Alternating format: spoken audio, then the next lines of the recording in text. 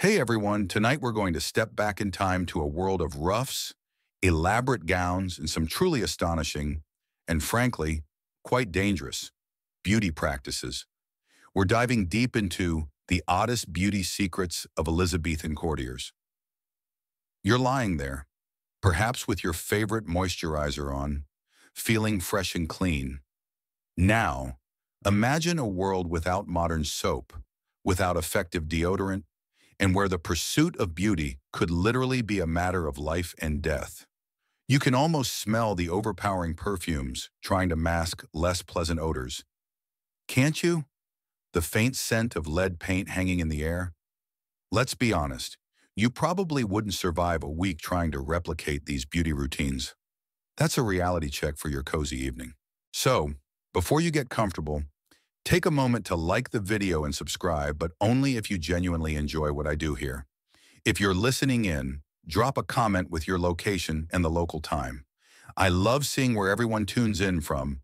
And hey, if you're enjoying the slow, steady dive into history, make sure to like and follow the channel to keep up with all the exciting parts yet to come. Now, dim the lights. Maybe turn on a fan for that soft background hum, and let's ease into tonight's journey together. You're standing in the bustling court of Queen Elizabeth I, a place where appearances were everything. Your social standing, your opportunities, even your very survival could hinge on how well you presented yourself. The Elizabethan ideal of beauty was starkly different from our own, favoring a look that was almost ethereal, a direct contrast to the ruddy complexions of the working class who spent their days outdoors. It was a clear visual marker of leisure and nobility. A mainstream historical fact is that the paramount beauty ideal for Elizabethan courtiers, both male and female, was an extremely pale, almost translucent complexion. This alabaster skin was a sign of wealth and status, indicating that you didn't have to toil in the sun. Think of Queen Elizabeth herself, famed for her strikingly white face, often achieved with various concoctions. This pallor wasn't just admired, it was actively created. Often at great personal risk, it was the ultimate "I don't have to work" statement. The initial steps to achieving this coveted paleness were relatively benign, or at least less overtly toxic. You might start with simple washes of milk or rosewater, perhaps mixed with a bit of alum for a tightening effect. These were gentle attempts to cleanse and brighten the skin. Think of it as their version of a toner, but probably less effective than yours. Here's a quirky or fringe tidbit. Some common, everyday foodstuffs were believed to contribute to a pale complexion. Eating a diet rich in certain white foods, like bread made from finely milled white flour, a luxury itself, or consuming milk products, was thought to purify the blood and lighten the skin from within. Imagine a courtier munching on a piece of white bread, earnestly believing it was contributing to their ghostly pallor. More bread. Please, my paleness is simply not reaching its peak today. Historians still argue whether these dietary beliefs were based on any observed correlation. Perhaps people who could afford white bread also avoided manual labor, or if they were purely superstitious associations. It's a debate about ancient dietary advice versus genuine observation. The quest for this porcelain complexion was so intense that it quickly moved beyond gentle washes and dietary adjustments. The desire for extreme whiteness led courtiers down a much more dangerous path, involving ingredients that would horrify a modern dermatologist. Their dedication to beauty was absolute, even when it meant applying literal poisons to their faces. You're about to discover the truly perilous ingredient that became the cornerstone of Elizabethan beauty, white lead makeup. You've just been introduced to the Elizabethan obsession with an impossibly pale complexion and the seemingly innocuous early steps taken to achieve it. But as we hinted, their dedication to this ideal quickly took a dark, dangerous turn. You're about to discover the grim reality of wearing the peril of white lead, the highly toxic yet widely used cosmetic that formed the foundation of their signature look. A mainstream historical fact is that the most common and effective cosmetic used to achieve the desired pallor was kananana a mixture made primarily from white lead carbonate. This substance was applied thickly to the face, neck, and décolletage to create an unnaturally white, mask-like complexion. Imagine a courtier's face, a smooth, opaque sheet of brilliant white, almost glowing in the candlelight. It was the ultimate foundation, but with a horrifying secret. The preparation of ceruse was a laborious process. Lead plates would be exposed to vinegar fumes in sealed containers, with horse manure often used to generate heat, slowly corroding the lead into a white powder. This powder would then be mixed with water, egg white, or even gum arabic to create a paint-like paste. It adhered well to the skin and provided excellent coverage, effectively hiding any blemishes or natural redness. The downside, it was pure lead. You can almost feel the heavy drying sensation of the paste on your skin, a literal mask of poison. Here's a quirky or fringe tidbit. Due to its extreme opacity, ceruse often cracked and flaked as courtiers moved their faces, leading to a rather unsettling mask-like appearance. To combat this, some courtiers reportedly applied multiple layers or even added glazes of egg white or varnish to achieve a smoother, more durable finish. Imagine trying to smile or laugh with a face that felt like a fragile porcelain doll, risking cracks in your carefully constructed facade. Darling, is that a smile or is your face merely crumbling, one might whisper, not entirely in jest. Historians still argue whether the known dangers of ceruse were genuinely understood by the Elizabethans, or if the immediate perceived beauty benefits simply outweighed any long-term health concerns, as the knowledge of lead poisoning was still rudimentary. It's a debate about ancient scientific understanding versus the relentless pressure of beauty standards. The effects of prolonged lead exposure were devastating, though often attributed to other ailments or simply the natural course of aging. Lead poisoning could cause skin discoloration, turning the skin gray or yellow, hair loss, tooth decay, chronic headaches, digestive issues, and severe neurological damage, including paralysis, memory loss, and even madness. Queen Elizabeth herself, famously pale, suffered from various ailments in her later years that many historians attribute to her lifelong use of ceruse. You can almost feel the slow, insidious creeping of the poison into your system, disguised as beauty. So, while modern foundations offer a spectrum of shades and nourishing ingredients, the Elizabethan pursuit of the perfect pallor led them down a perilous path.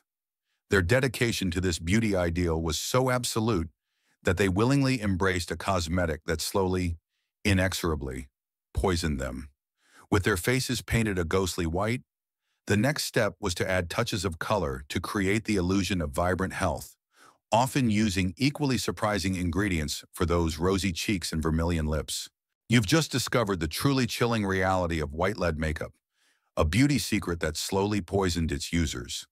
With their faces painted a stark, ghostly white, Elizabethan courtiers then turned to adding pops of color, aiming for a delicate flush that would signal vitality and youth, a stark contrast to the deathly pallor beneath. You're about to uncover the surprising and often unsettling ingredients used to achieve vermilion lips, rosy cheeks. Turchini. A mainstream historical fact is that the desirable red for lips and cheeks was often achieved using natural, but sometimes questionable pigments. For cheeks, a cochineal, a dye derived from crushed insects, was a popular choice, mixed with oils, fats, or gum arabic. It created a vibrant red paste that could be applied to the apples of the cheeks. For lips, vermilion, derived from the highly toxic mineral cinnabar mercuric sulfide, was a prized pigment, offering a rich, bright red. Imagine applying a vibrant, almost shocking red to your lips. Knowing it was made from crushed bugs or a mercury compound, it's not quite all natural, is it?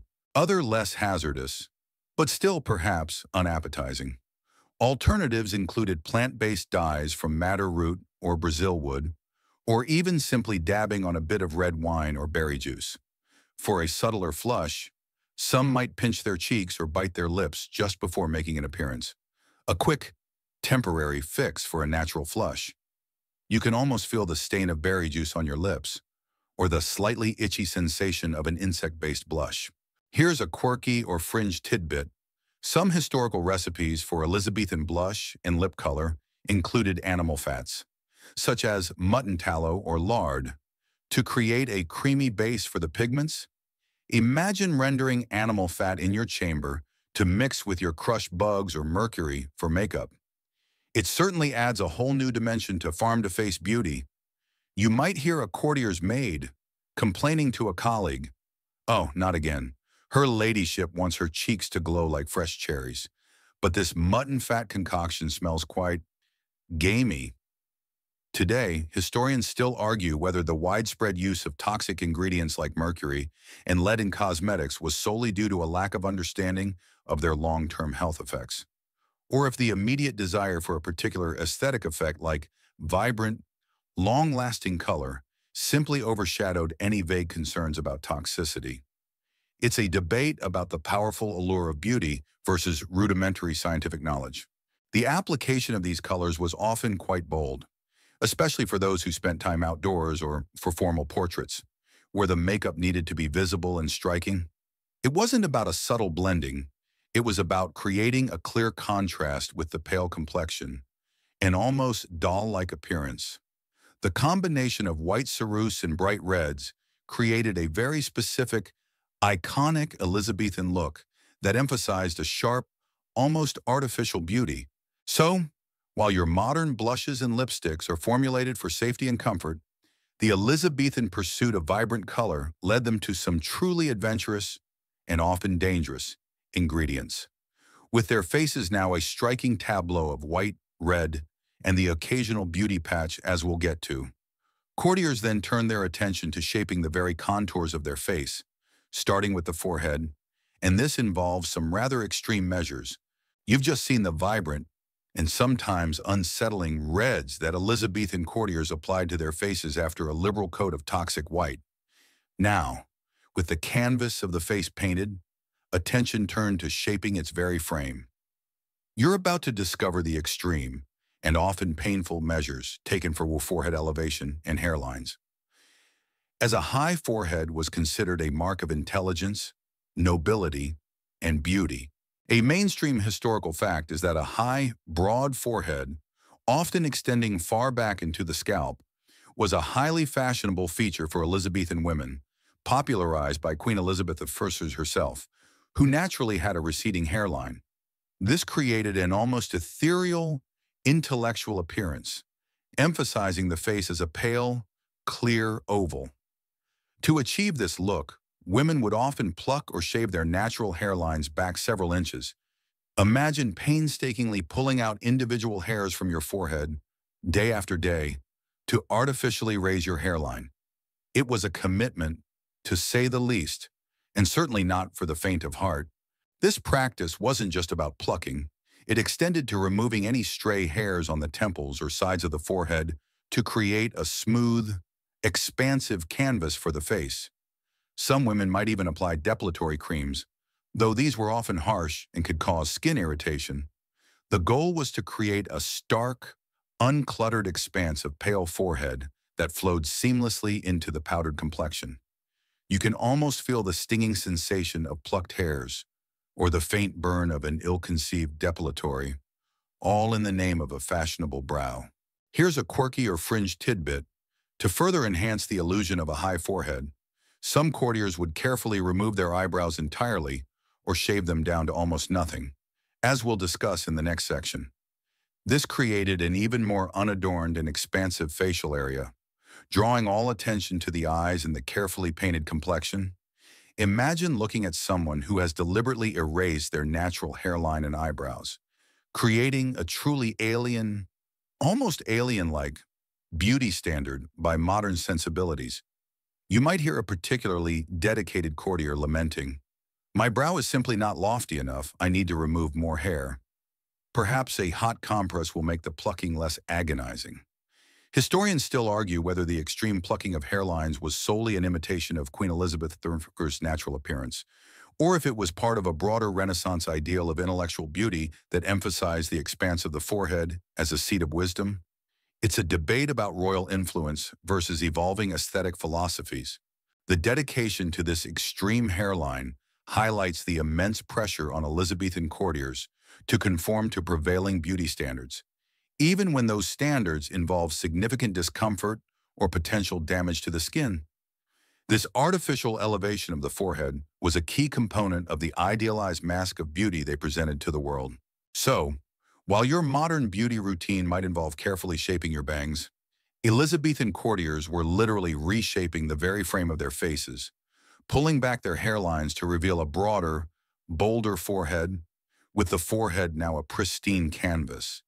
Their attention would inevitably turn to the delicate, yet crucial task of shaping the eyebrows, a precise art that involved further meticulous and sometimes painful grooming. You've just witnessed the extreme dedication to raising hairlines for that expansive, noble forehead. Now, with the forehead as a vast, pale canvas, the Elizabethan courtier's gaze would inevitably fall upon the eyebrows. You're about to discover the precise and sometimes painful methods for eyebrow grooming, thin and arched, an essential detail in achieving the era's idealized facial aesthetic. A mainstream historical fact is that the fashionable eyebrow in Elizabethan England was very thin, highly arched, and often barely visible. This was in direct contrast to the thicker, more natural brows often seen in earlier periods.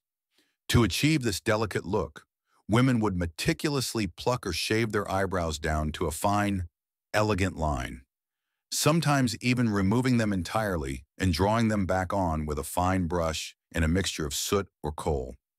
Imagine painstakingly tweezing individual hairs, trying to achieve a perfect, almost ethereal arc above your eye. Risking a slip of the tweezers or a smudge of the coal, it was a painstaking act of precision. The goal was to complement the high forehead and the porcelain complexion, creating an unblemished, smooth facial appearance that emphasized the eyes themselves. A strong, dark eyebrow would have been considered too coarse, too natural, and perhaps even too peasant-like for the delicate sensibilities of the court. The thin, arched brow conveyed a sense of refinement and aristocratic aloofness. You can almost feel the slight irritation of a freshly plucked brow, or the delicate touch of a fine brush applying a faint, perfect arch. Here's a quirky or fringe tidbit to make the drawn-on brows look more natural or at least more convincing. Some courtiers reportedly used tiny mouse fur, dyed hair, or even individual strands of silk glued onto their brow bones to create a very fine, delicate texture. Imagine having a tiny, fuzzy eyebrow made from mouse fur glued to your face. It certainly takes false brows to a whole new level of commitment and, frankly, squeamishness. You might hear a courtier's maid delicately attaching a strand of silk. "Hold still, my lady. We must ensure your brows are perfectly symmetrical.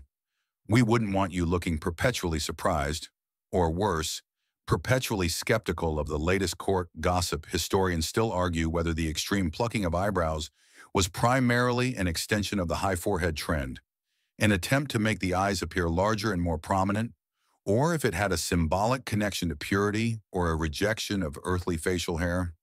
It's a debate about aesthetics versus subtle cultural meaning. The meticulous attention to eyebrows, combined with the extreme hairline plucking, demonstrates the Elizabethan courtiers' comprehensive approach to facial beauty. No detail was too small, no effort too great in their quest to achieve the idealized, almost artificial visage that defined their era. This commitment to reshaping the face, however, also extended upwards to the very color and style of their hair. So, while your modern brow routine might involve a quick pencil stroke, Elizabethan courtiers were literally sculpting their eyebrows with a dedication that bordered on artistry and perhaps mild torture. With the face now a pale, smooth canvas framed by a high forehead and delicate brows, their attention would turn to the crowning glory, the hair, and how to dye it into the most fashionable shades of red and gold. You've just seen the painstaking precision involved in shaping Elizabethan eyebrows, turning them into delicate, almost ethereal arcs. With the face carefully sculpted and painted, attention would then turn to the crowning glory, the hair. You're about to learn about the various concoctions used for hair dyeing red and gold, the most coveted shades for a courtier aiming for the height of Elizabethan fashion. A mainstream historical fact is that red or golden red hair was intensely fashionable during the Elizabethan era, largely due to Queen Elizabeth I's own iconic red hair. This natural attribute of the monarch became the ultimate beauty standard, leading many courtiers, both men and women, to attempt to emulate her fiery locks. Imagine the effort involved in transforming your natural hair color, whether it was brown, black, or blonde, into that desired reddish hue. Long before modern chemical dyes existed, it was a risky, often messy endeavor. To achieve these shades, various natural and sometimes harsh ingredients were used. Saffron, turmeric, and onion skins could provide golden tints, while madder root, henna, and even mixtures containing sulfur or lead were used for deeper reds. These ingredients would be boiled into strong concoctions, often mixed with lye, a caustic alkaline solution, or stale urine for its ammonia content, which helped open the hair cuticle to absorb dye. The hair would be soaked in these mixtures, sometimes for hours and then often exposed to the sun to intensify the color. You can almost smell the pungent aroma of stale urine mixed with herbs, wafting from a lady's chamber as she diligently bakes her hair in the sun. Here's a quirky or fringed tidbit to protect the delicate, pale complexion from being stained by the strong dyes. Courtiers would often wear large, brimmed hats or caps made of leather or cloth that covered their faces, sometimes with a hole cut out for the nose. Imagine a courtier sitting in the sun, a strange, wide-brimmed contraption on their head, patiently waiting for their hair to turn the fashionable shade of ginger, while trying not to stain their serest face. "Darling, your new hat is quite functional," one might comment, politely trying not to notice the dripping orange liquid. Historians still argue whether the widespread adoption of red and golden hair dyes was solely a direct imitation of Queen Elizabeth I's personal aesthetic, or if it also tapped into older, perhaps mythological, associations of red hair with passion, vibrancy, or even a connection to ancient Celtic or Viking heritage and popular imagination. It's a debate about royal influence versus deeper cultural symbolism. The dyeing process was often damaging to the hair, making it brittle and prone to breakage. This led to a reliance on other hair enhancements. But we'll get to that. The sheer dedication to achieving the Elizabethan red speaks volumes about the power of fashion and the lengths to which individuals would go to conform to the monarch's aesthetic preferences. It was a clear visual declaration of loyalty and participation in courtly life. So, while your modern hair dye comes in a convenient box with precise instructions, Elizabethan courtiers were engaging in a messy, smelly, and potentially damaging chemical experiment, all to achieve that coveted fiery hue. With their hair now hopefully the perfect shade of red or gold, the next step was to add volume and elaborate styles, often through the cunning use of hair extensions and wigs, taking hair fashion to an entirely new and often surprising level. You've just winced at the thought of Elizabethan hair dyeing, a truly pungent and potentially damaging ordeal.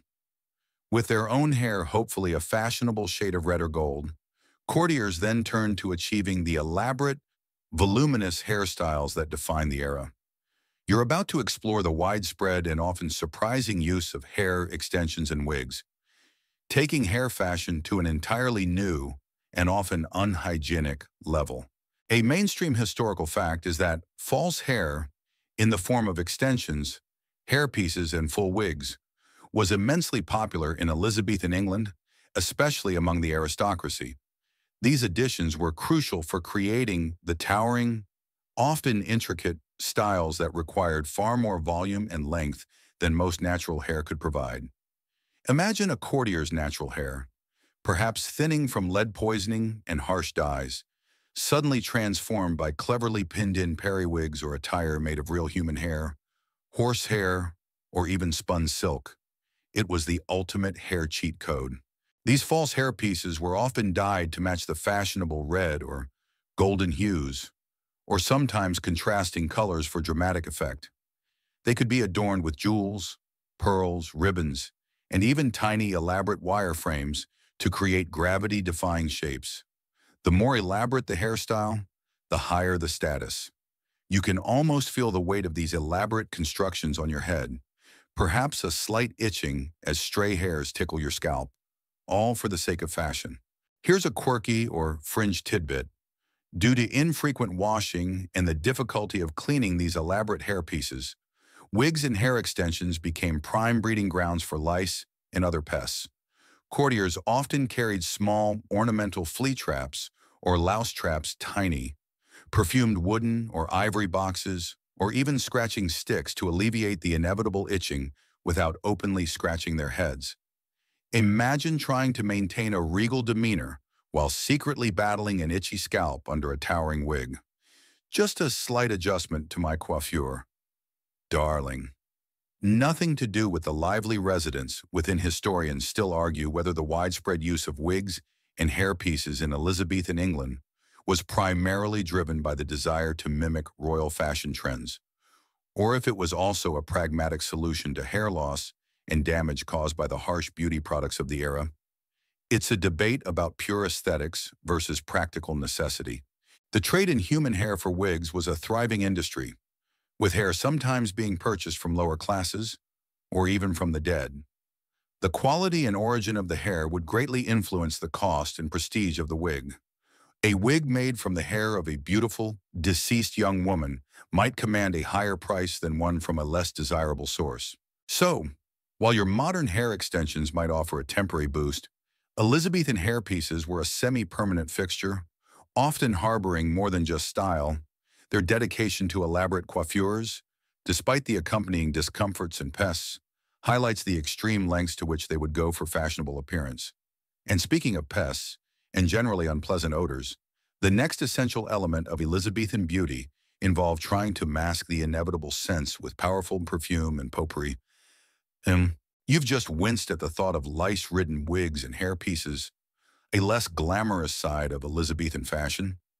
Now let's talk about another pressing issue in a world with infrequent bathing and pervasive odors, the desperate need to smell, well, less bad. You're about to understand how courtiers relied heavily on powerful perfume and potpourri to mask personal and environmental odors. A mainstream historical fact is that personal hygiene, as we understand it today, was very different in Elizabethan England. Full-body bathing was infrequent, often seen as unhealthy or simply impractical. This meant that body odors, combined with the general smells of a pre-modern city animal waste, unwashed streets, open sewers, could be quite potent. To combat this, courtiers, both men and women, doused themselves and their surroundings with strong, often heavy, perfumes.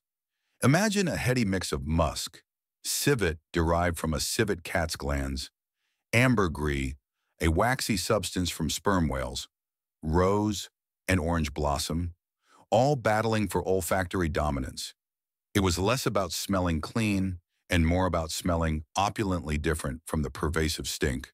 These perfumes were typically oil-based or made from distilled floral waters. Applied liberally to clothing, gloves, and even the skin, perfumed gloves in particular were popular, as they could be easily brought to the nose to offer a more pleasant scent in close quarters. Clothes were also often sweetened by being placed near pots of dried herbs or spices. You can almost feel the overwhelming sweetness of a heavily perfumed silk gown clinging to your skin, trying to ward off the less savory realities of the era. Here's a quirky or fringe tidbit.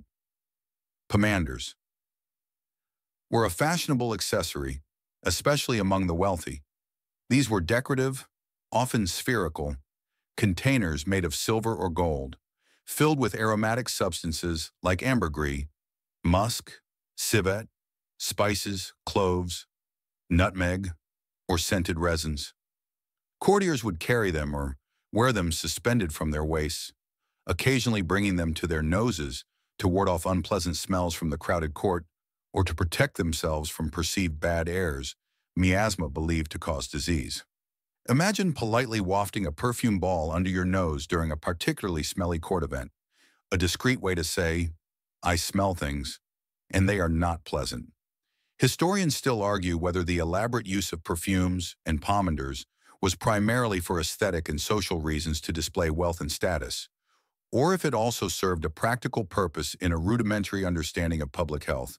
By warding off perceived disease-carrying miasmas, it's a debate about vanity versus ancient epidemiology. Beyond personal application, potpourri was commonly used to freshen rooms. Bowls of dried flowers, herbs, and spices would be placed around homes to release pleasant aromas. Even floor coverings were sometimes strewn with sweet-smelling rushes and herbs to mask the odors from dirt and waste. The battle against unpleasant smells was a constant, multi-front war.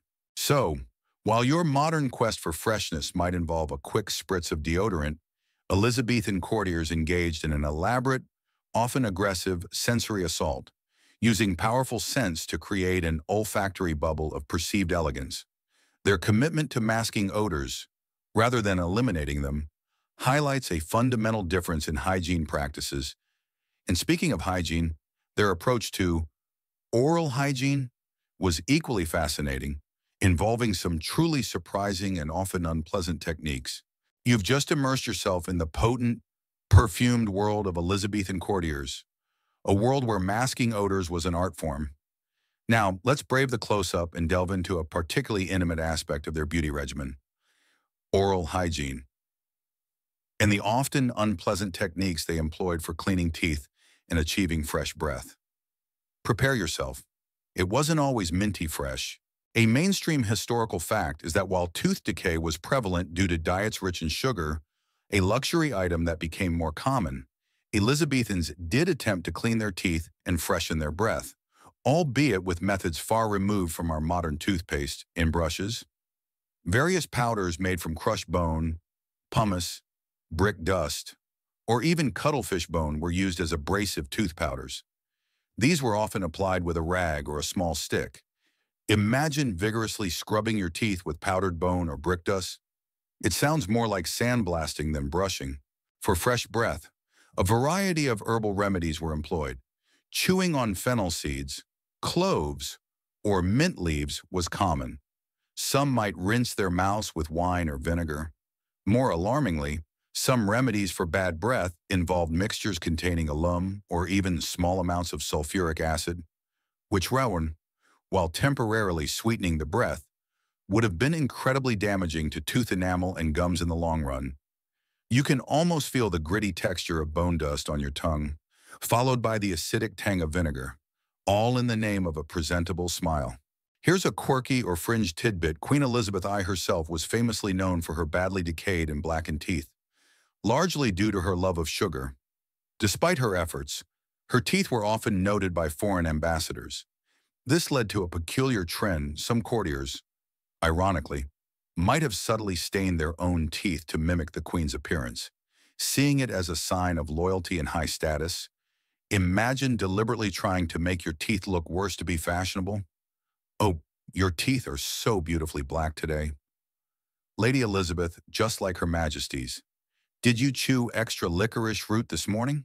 Historians still argue whether the widespread use of abrasive tooth powders in acidic rinses was a reflection of genuine attempts at oral care, or if the ultimate goal was more about masking bad breath and achieving a certain superficial appearance, rather than preventing decay. It's a debate about efficacy versus immediate social acceptability. The concept of preserving teeth for life was not as developed as it is today. Once teeth began to rot, removal was often the only solution, performed by barbers or traveling quacks. This meant that many older courtiers would have sported gaps in their smiles, or resorted to rudimentary false teeth made from bone or ivory, which were notoriously uncomfortable and often quite obvious.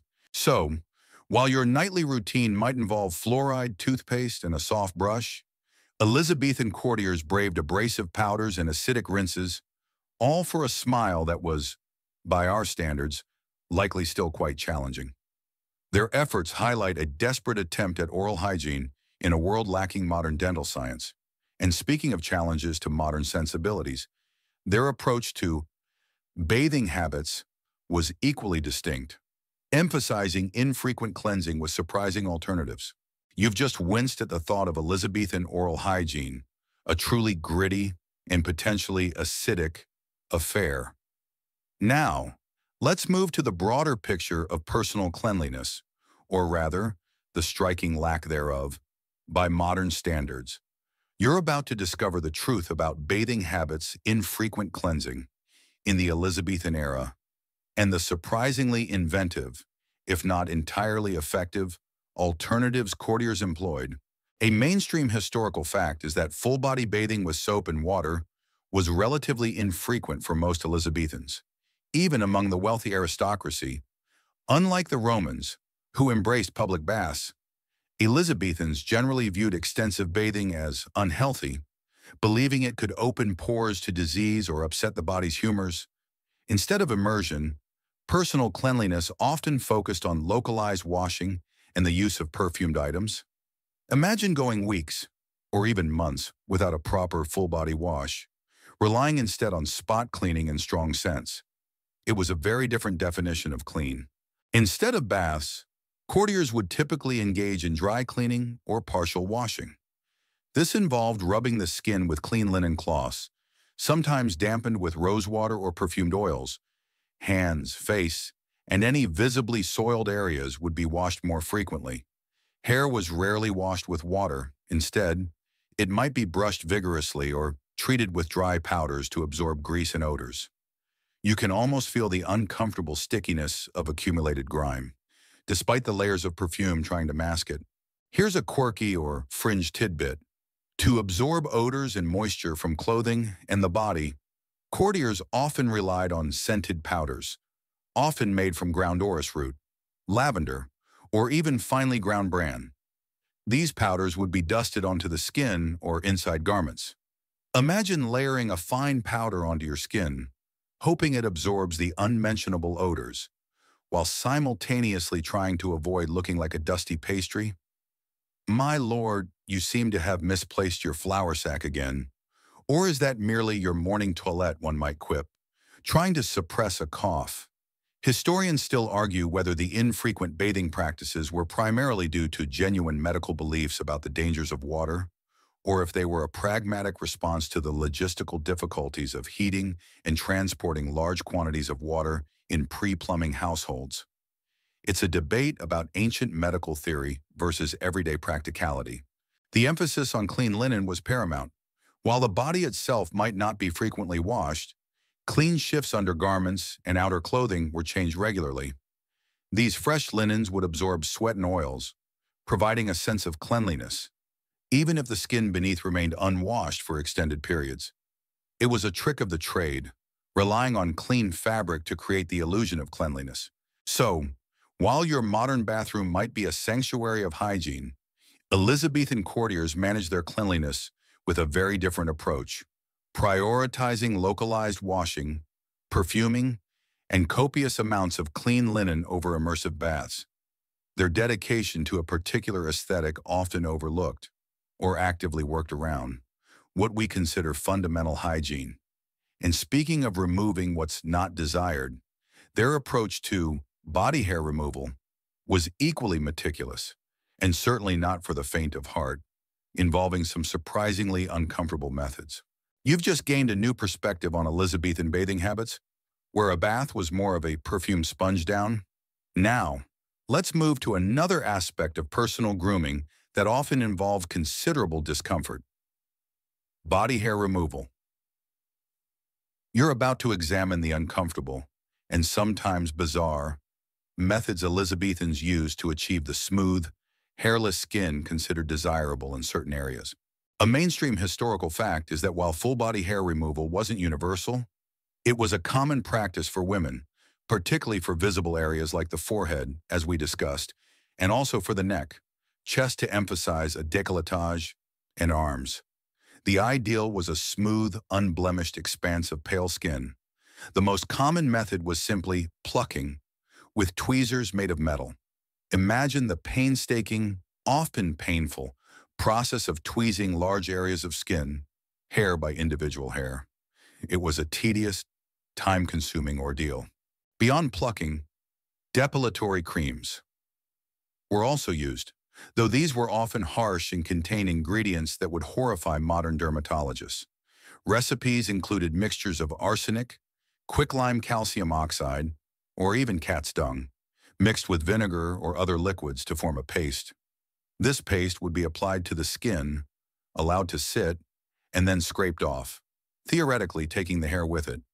The risk of chemical burns, irritation, and even poisoning was incredibly high. You can almost feel the burning sensation on your skin, followed by the acrid smell of a chemical paste, all for the sake of hairless perfection. Here's a quirky or fringe tidbit. For areas like the temples or forehead, some women reportedly used bandages soaked in a mixture of vinegar and lead to gently rub away unwanted hairs, simultaneously hoping to lighten the skin. Imagine trying to subtly rub off your unwanted facial hair with a lead-soaked cloth. My lady, are you sure this won't leave a permanent gray tinge, one might ask? Nonsense, dear. It's merely for the most refined and hairless of complexions. Historians still argue whether the perceived beauty of hairless skin beyond the forehead was a purely aesthetic preference of the era, or if it also carried symbolic undertones of purity or youthfulness. Contrasting with the hairy image often associated with masculinity or wildness, it's a debate about fashion versus deeper cultural messaging. The pursuit of hairless perfection highlights the extreme lengths to which Elizabethan courtiers would go to conform to the era's beauty standards. Despite the pain, irritation, and potential danger, the ideal of smooth, unblemished skin was paramount. This dedication to concealing or removing perceived imperfections was also evident in another fascinating beauty trend, the use of our beauty patches, to both conceal blemishes and make a fashionable statement. So, while your modern hair removal might involve a quick wax or laser session, Elizabethan courtiers endured agonizing plucking and dangerous chemical pastes, all for the sake of smooth skin. Their commitment to managing unwanted hair, despite the discomfort, reveals a relentless pursuit of their beauty ideals.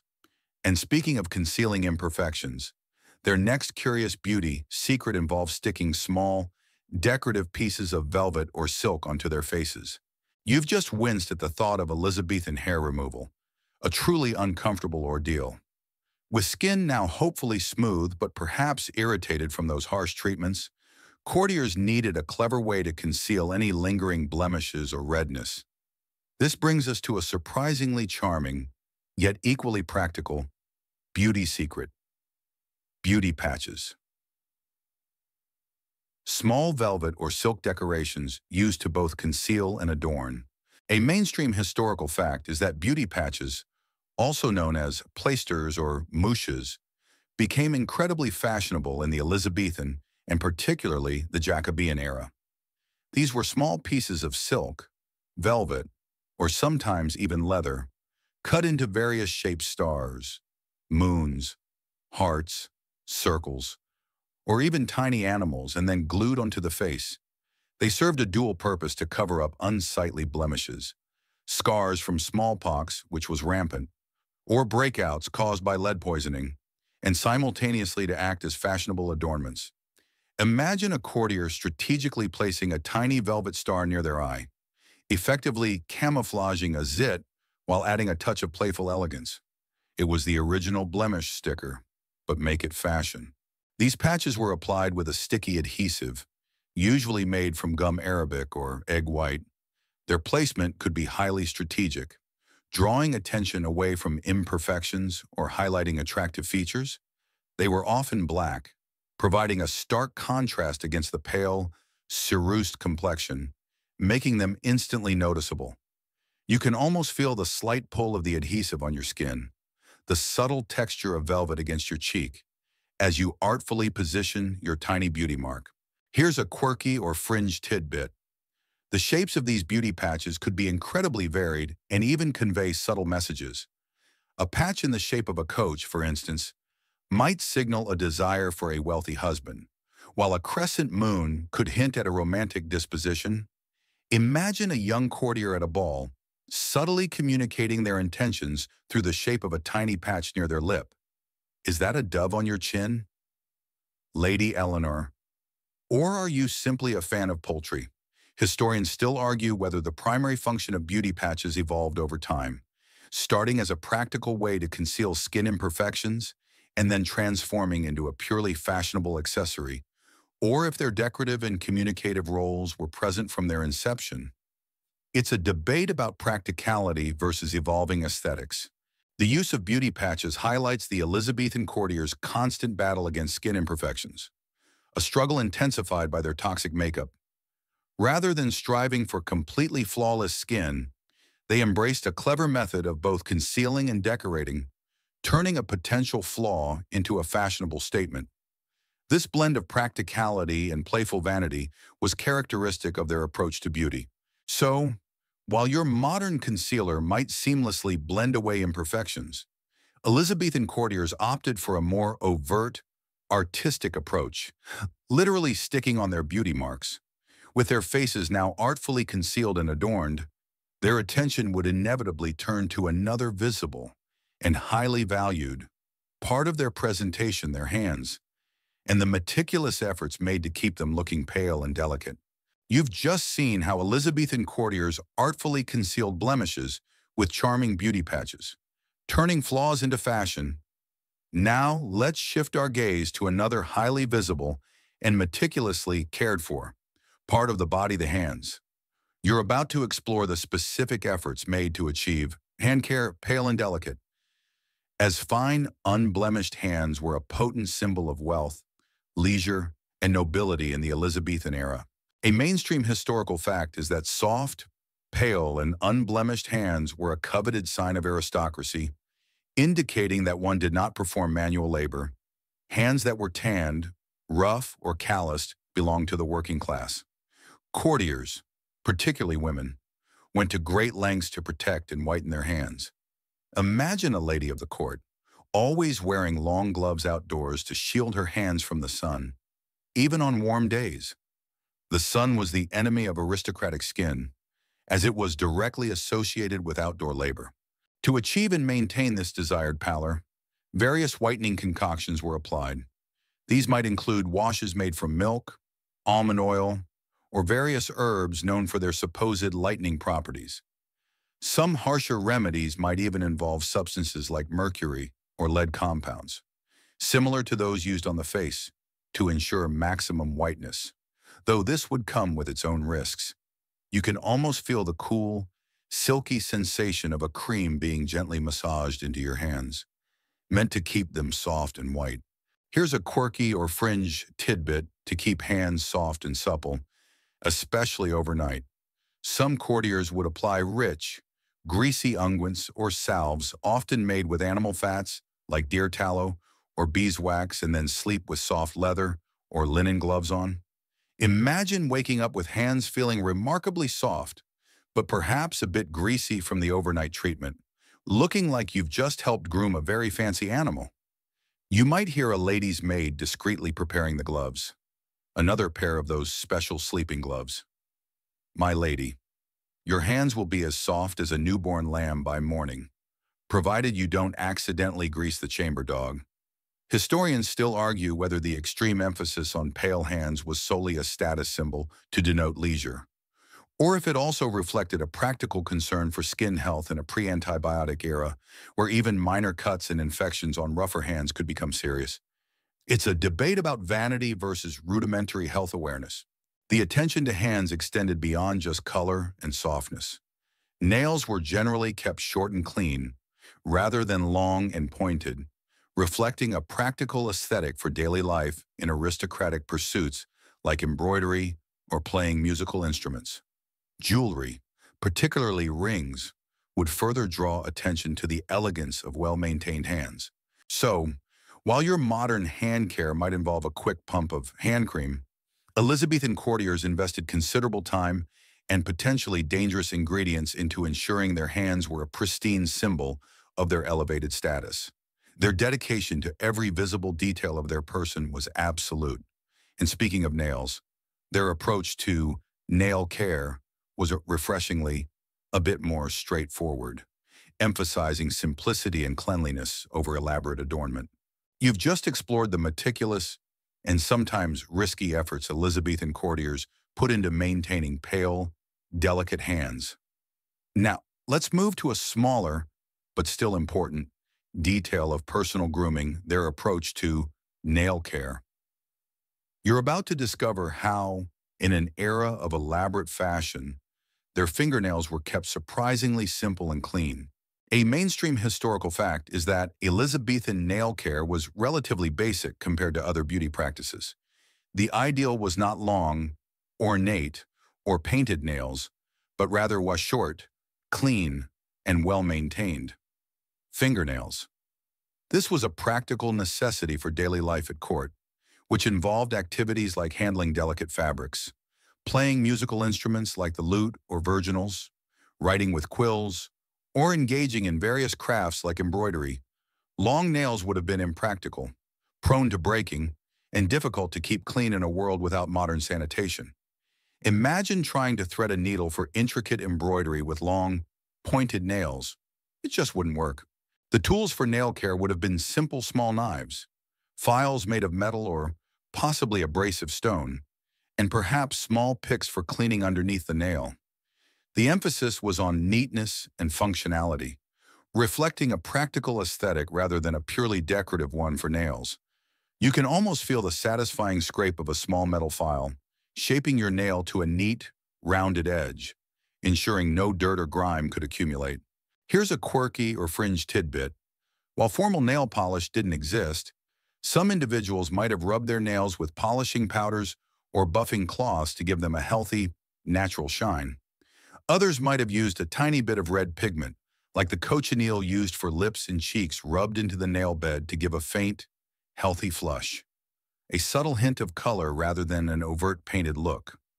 Imagine discreetly buffing your nails to a natural sheen, or adding a barely there pink tint, a secret beauty touch for your otherwise pale hands. You might hear a courtier whispering, "My nails simply must have a healthy glow for the Queen's viewing today." One can't appear to be neglecting any part of one's person.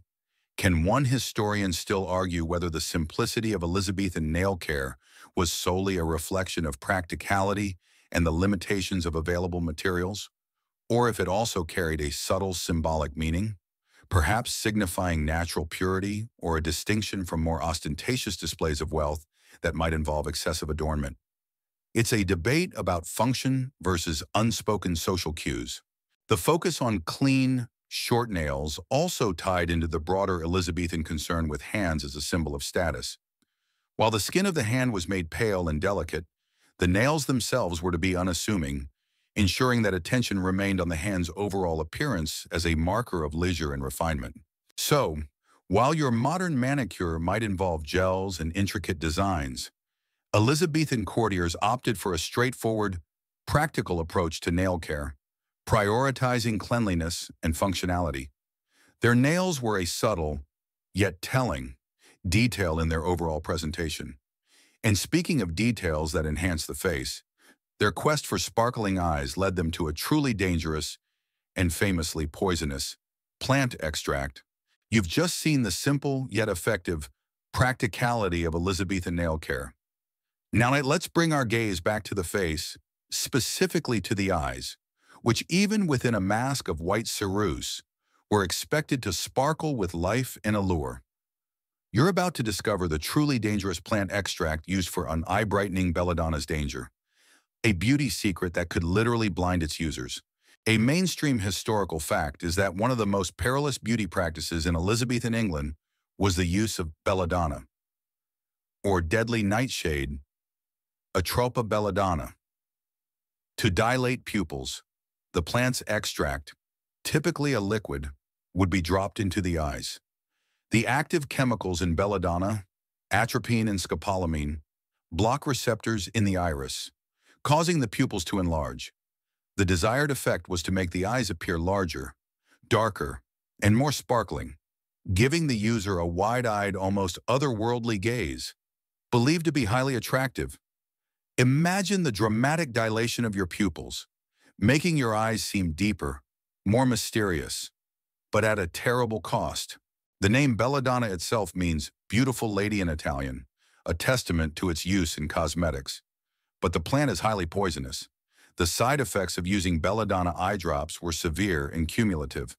They included blurred vision, sensitivity to light, headaches, heart palpitations, and, with prolonged use, could lead to permanent blindness. The very substance meant to enhance beauty was slowly, inexorably, destroying one's sight. You can almost feel the uncomfortable stinging sensation as the drops hit your eye, followed by the disorienting blur of enlarged pupils struggling with bright light. Here's a quirky or fringe tidbit. While belladonna was known for its pupil-dilating effects, some sources also suggest it might have been used to create a false flush on the cheeks, as it can cause vasodilation, widening of blood vessels, resulting in a temporary reddening of the skin. Imagine trying to use the same highly poisonous plant to brighten your eyes and blush your cheeks. A truly all-in-one, incredibly risky beauty product. You might hear a courtier, fanning herself vigorously, exclaim, "My eyes are simply divine tonight, and is it just me? Or do my cheeks feel particularly flushed?" Historians still argue whether the widespread use of belladonna was primarily due to an ignorance of its long-term dangers, or if the immediate and striking cosmetic effect was so highly prized that the risks were simply deemed acceptable by courtiers desperate to achieve the fashionable gaze. It's a debate about the power of aesthetic trends versus rudimentary pharmacological understanding. The dedication to enhancing eye beauty, even with such a potent and dangerous substance, underscores the Elizabethan courtiers' relentless pursuit of their beauty ideal. Regardless of the personal cost, the eyes, being expressive windows, were considered crucial to conveying allure and vitality, even if the methods used to achieve that allure were hazardous. So, while your modern eye drops are designed for comfort and clarity, Elizabethan courtiers gambled with their vision for the sake of a fashionable sparkle. Their willingness to embrace such dangerous beauty secrets reveals a profound commitment to outward appearance. And speaking of imperfections, their battle wasn't just against dull eyes. It extended to every spot and blemish on the skin, leading to some truly questionable methods for wart and mole removal. You've just winced at the thought of Elizabethans risking blindness for sparkling eyes. Now, let's shift our attention to other common skin imperfections that plagued courtiers, and the often crude and dubious methods they employed for wart and mole removal. In a world obsessed with a pale, unblemished complexion, every spot was a potential target. A mainstream historical fact is that warts, moles, and other skin growths were common, and Elizabethans sought various remedies for their removal, often relying on folk medicine, superstitious beliefs, and sometimes harsh chemical applications. These methods were largely unscientific and could be painful, ineffective, or even dangerous. Imagine trying to remove a bothersome wart with a mixture of strange ingredients, hoping for the best but fearing the worst. It was a leap of faith for a clear complexion. Common methods included applying caustic substances, often derived from plants like celandine or fig juice, which can be irritating, or minerals like alum, or sometimes even arsenic compounds, directly to the blemish. These substances were intended to burn off or dissolve the growth. Another approach involved more superstitious remedies, such as rubbing the wart with a piece of meat and then burying the meat, or rubbing it with a snail and then leaving the snail to die, believing the wart would disappear as the object decayed. You can almost feel the sting of an acidic poultice, or the unsettling sensation of a slimy creature being rubbed on your skin, all in the name of flawless beauty. Here's a quirky or fringe tidbit for moles, particularly those considered unsightly.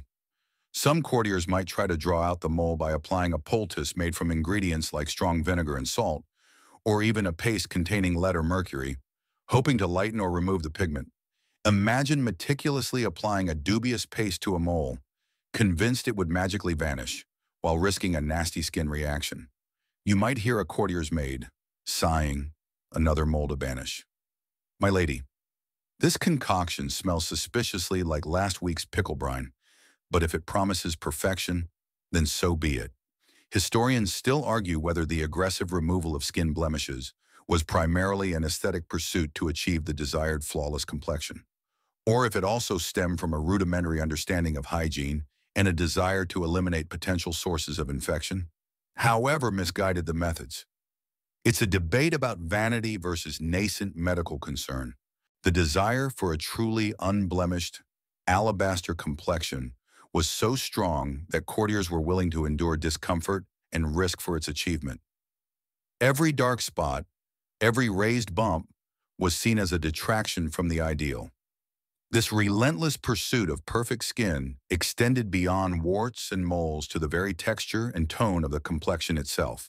So, while your modern dermatology offers safe and effective solutions for skin growths, Elizabethan courtiers bravely, if perhaps unwisely, experimented with folk remedies and harsh chemicals, all for the sake of an unblemished facade. Their dedication to a flawless complexion was absolute. And speaking of flawless, their next battle was against freckles and other skin discolorations, leading to equally harsh and inventive methods for freckle and blemish erasement. You've just winced at the thought of Elizabethans attempting to banish warts and moles with questionable concoctions. Now, with the larger imperfections targeted, their attention turned to the myriad of smaller discolorations that could mar a perfectly pale complexion, freckles, sunspots, and other blemishes. You're about to uncover the harsh lotions and pastes used for freckle and blemish erasement or a relentless pursuit of pristine skin. A mainstream historical fact is that freckles, being a sign of sun exposure, were generally undesirable for Elizabethan courtiers who prized an indoor, pale complexion as a mark of status. To lighten or remove these spots, as well as general skin discolorations, courtiers applied various lotions and pastes, many of which contained highly irritating or toxic ingredients. Common ingredients included mercury, often in the form of corrosive sublimate, lead compounds, and even arsenic. These powerful chemicals were mixed with vinegar, rosewater, or milk to create a skin bleach. Imagine diligently applying a highly caustic, potentially lethal concoction to your face, hoping it would erase a few freckles. It was beauty roulette with terrifying stakes. Other, slightly less dangerous, remedies included lotions made from lemon juice, horseradish, or various herbs known for their astringent or supposed lightening properties. These might have offered mild, temporary lightening, but certainly not the dramatic results promised by the heavier, more toxic compounds. The application was often repeated daily, contributing to cumulative exposure and long-term skin damage. You can almost feel the tingling, burning sensation of a harsh lotion on your delicate skin, hoping for a luminous glow, but risking a painful rash. Here's a quirky or fringe tidbit. To avoid the sun and thus prevent freckles in the first place, some courtiers wore elaborate broad-brimmed hats or carried parasols even indoors if a sunbeam might touch them. Imagine a courtier meticulously positioning themselves to avoid even a sliver of natural light, constantly shadowed, all to maintain their pristine pallor. You might hear a lady's maid frantically adjusting a curtain. My lady, a sunbeam. Quick, to the shadows. We simply cannot allow those dreadful freckles to reappear. Not after all the mercury you've endured. Historians still argue whether the extreme measures taken to avoid and remove freckles reflected a purely aesthetic preference for an unblemished, uniform complexion, or if there was a deeper cultural association of freckles with outdoor labor and thus a lower social status. It's a debate about the subtle cues embedded in a beauty ideal. The long-term effects of these harsh treatments were devastating. Constant application of lead and mercury compounds would not only fail to permanently remove freckles, but would often cause severe skin irritation, thinning, scarring, and discoloration. Paradoxically, the very treatments meant to beautify could leave the skin damaged and in worse condition than before, creating a vicious cycle of concealment and further treatment. So, while your modern skincare might involve gentle brightening serums, Elizabethan courtiers braved highly corrosive and poisonous compounds, all in a desperate attempt to achieve that flawless, unblemished complexion. Their relentless battle against every tiny spot highlights the extreme pressures of their beauty standards. And speaking of standards, their pursuit of an ideal appearance wasn't limited to the face. It extended to the very shape and silhouette of the body, leading to some rather constrained and uncomfortable fashion choices. You've just witnessed the Elizabethans' zealous and dangerous quest to erase every freckle and blemish from their faces. But their pursuit of an ideal appearance didn't stop at the skin. It extended to the very silhouette of the body. You're about to explore the weight and figure desired shapes of the Elizabethan era and the often constricting garments used to achieve them. A mainstream historical fact is that the ideal female figure in Elizabethan England was characterized by a long, slender torso, a very small waist, and broad, padded hips and shoulders. This created a dramatic, almost artificial, hourglass or triangular silhouette, highly emphasized by their clothing. Imagine a woman encased in a rigid, conical bodice, her waist cinched so tightly it barely seemed to breathe, while her shoulders and hips were exaggerated with padding and farthingale's hoop skirts. It was a far cry from natural body shapes, and certainly not about comfort. The key garment for achieving this extreme shape was the stayshaunt, the precursor to the corset, made from stiffened linen, often reinforced with whalebone, wood, or even steel. These garments were tightly laced to compress the torso and create the desired conical shape, flattening the bust and creating a tiny waist. Women began wearing these from a young age, molding their bodies to the fashionable ideal. You can almost feel the uncomfortable pressure on your ribs, the restriction in your breathing, as you are laced into such a garment, all for the sake of a fashionable silhouette. Here's a quirky or fringed tidbit. To further enhance the illusion of a tiny waist, women's dresses often featured stomachers, stiff, triangular panels that extended from the bust to the waist, drawing the eye downwards and creating a very flat, elongated front. Sometimes these stomachers were so stiff and angled that they resembled a blunt weapon pointing outwards. Imagine trying to sit down gracefully, or even just lean forward, with a rigid, pointy contraption strapped to your front. You might hear a courtier, attempting a polite bow, murmuring, "One must be careful not to impale Lord Robert with one's fashion. Darling, it's dreadfully unfashionable to be too pointy." Historians still argue whether the extreme body shaping of the Elizabethan era was primarily a direct visual expression of wealth and status, as such garments were expensive and restricted movement, signifying leisure, or if it also reflected deeper societal control over female bodies and their representation. It's a debate about fashion as status symbol versus fashion as social constraint.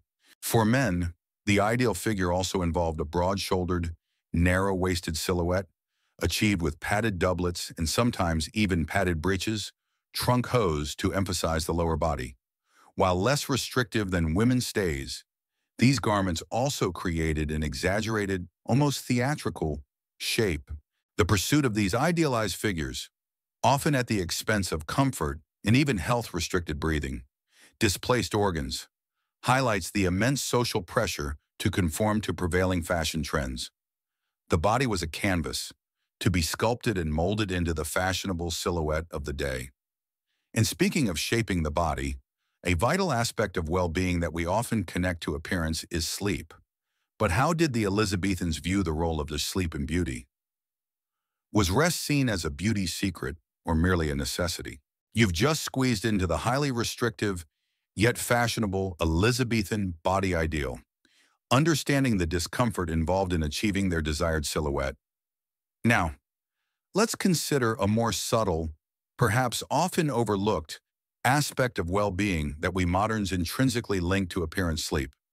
You're about to explore how sleep and beauty were or weren't connected in the Elizabethan era, and what role rest truly played in their elaborate beauty rituals. A mainstream historical fact is that while we today emphasize beauty sleep as crucial for a fresh complexion and overall well-being, direct evidence of Elizabethans explicitly linking a specific duration or quality of sleep to beauty is surprisingly limited. Their beauty regimens focused more on external applications: makeup, washes, plucking and constricting garments, rather than internal restoration through sleep. Imagine a courtier spending hours on elaborate makeup, but giving little thought to whether they got a full 8 hours of restful sleep, or viewing sleep as purely functional. Sleep was seen as a necessary biological function, a time for the body to rest, but its direct impact on skin quality, eye brightness, or hair luster wasn't a prominent part of their documented beauty advice. Given the busy, often late-night demands of court life balls, plays, lengthy dinners, consistent, undisturbed sleep might have been difficult to achieve for many courtiers anyway. They lived in a world without electric lights, certainly, but also a world with candles, social gatherings, and demanding schedules that likely extended well past sunset. Here's a quirky or fringe tidbit. While not explicitly for beauty sleep, some night creams or face masks applied before bed were indeed part of their routine. These were often concoctions of milk, honey, various oils, or herbal pastes, believed to soften the skin, reduce wrinkles, or prevent blemishes overnight. Imagine applying a thick, milky paste to your face before retiring, hoping it would work its magic while you slumbered, though the primary focus was on the ingredients, not the act of sleeping itself. You might hear a lady's maid applying the mask. "This honey and milk paste will smooth your brow." My lady, the sleep is merely an unfortunate necessity before it can truly work. Historians still argue whether the limited emphasis on sleep for beauty reflects a genuine lack of understanding of its physiological effects on appearance, or if it was simply overshadowed by the more immediate and dramatic cosmetic solutions like ceruse that produced instant visual results. It's a debate about ancient scientific knowledge versus immediate gratification. The Elizabethan understanding of health and appearance was largely based on the theory of humors, where imbalances in bodily fluids, blood, phlegm, yellow bile, black bile were believed to cause illness or affect complexion. Sleep might have been considered a way to help restore humoral balance, but not necessarily a direct beauty secret in the way we view it today. So, while your modern beauty routine might include a strict bedtime, Elizabethan courtiers focused more on external transformations than internal restoration from sleep. Their approach to beauty was intensely practical and often quite dramatic, emphasizing visible effects. And speaking of internal factors, their understanding of diet and complexion was equally intriguing, with beliefs that certain foods could directly influence skin health and appearance. A surprisingly modern concept with an Elizabethan twist. You've just considered how Elizabethan courtiers meticulously managed their diet, believing it directly influenced their complexion. Now, let's consider a more tender and perhaps unsettling aspect of their beauty standards, how these ideals sometimes extended to the very young. You're about to discover if and how children's beauty early practices were applied in the Elizabethan era. A mainstream historical fact is that while children were not subjected to the full rigor of lead makeup or harsh hair dyes, societal ideals of beauty certainly influenced how they were presented, especially among the elite. The same emphasis on paleness, a smooth forehead, and delicate features was admired in children. Imagine a young noble girl, kept mostly indoors to avoid sun exposure, her complexion naturally pale, embodying the innocence and purity that often went hand in hand with aristocratic beauty.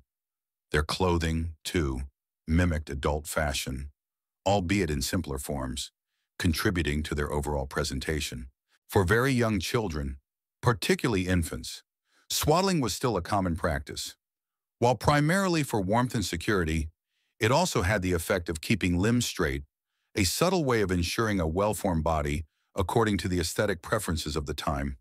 You can almost feel the snugness of the swaddling cloth around a baby, a comforting embrace that also subtly shaped their early physical appearance. Here's a quirky or fringe tidbit.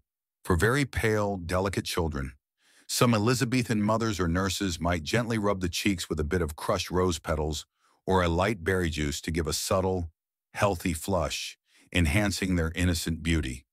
Imagine a nurse delicately dabbing a child's cheek with a bit of berry juice, aiming for a perfectly natural glow.